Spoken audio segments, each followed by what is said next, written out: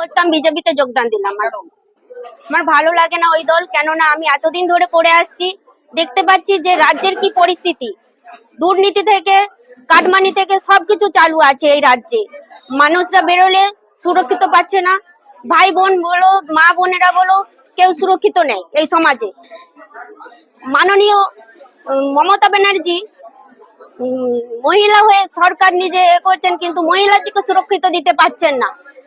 কারণ এই আরজি কল বলুন, দুর্গাপুর বলুন, যেসব ধর্ষণ কাণ্ড চলছেন দেখে আসছি, আমরা নিউজের মাধ্যমে দেখছি যে আমাদের যে বাচ্চারা ভবিষ্যতে যে সুরক্ষিত পাবে সেটা পাওয়ার আশা নেই।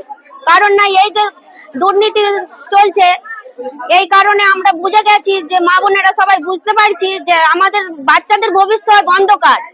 কারণ রাস্তাঘাটে বেরোলে 10-12 বছরের মেয়ের দিকে পর্যন্ত ধর্ষণ করছে শিশু দেখে। কারণ আমার দিকে সতর্ক হতে হবে যে আমাদের যে কন্যা সন্তান বলো, শিশুরা, ছেলে মেয়েরা বলো, যেন সুরক্ষিত থাকে। এই আজ পরিযায়ী শ্রমিক হিসাবে কাজে যেতে হচ্ছে, কোনো কাজকর্ম নাই বাংলায়। এই কারণে আমার আশা বিজেপিতে। দেখতে পাচ্ছি মাস্টার প্ল্যানিং এর নাম করে মাটি খনন চলছে। আমাদের এই সামান্য সুজনাগড়েতে মাটি করে নিয়ে যাচ্ছেন। আমরা ভাবছি যে মাস্টার প্ল্যানিং হবে, যে বন্যার হাত থেকে কবলিত পাবো ঘাটালবাসী, কিন্তু কি হবে জানি না। এই যে ইলেকশন আসছে, এই কারণেই কি ওটা চালু করেছে দেখানোর জন্য যে আমরা মাস্টার প্ল্যানিং করছি, কিন্তু না, আমার দিকে ভাবতে হবে। আর 14 বছর রাজত্বে আছে, মাস্টার প্ল্যানিং করছেন না, করেন না। আজ 2026-এ ভোট আসতে তারা তড়িহড়ি করে নামিয়ে দিয়েছেন, ট্র্যাক্টর বলো, ডিসিবি বলো নামিয়েছেন।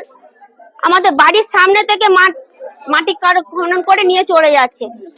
সবাই ভাবছে, সাধারণ মানুষ ভাবছে যে মাস্টার প্ল্যানিং হচ্ছে, আমরা বন্যা থেকে সুরক্ষিত পাবো, কিন্তু না। এই যে 2026-এর ইলেকশন আসছে, ওই কারণে যে লক্ষ্মীর ভান্ডার বলো, যে কোনো ভাতা বলো দেওয়ার কারণে তাদের সরকারের কাছে এত ঋণ হয়ে গেছে, পশ্চিমবাংলার সরকারের কাছে।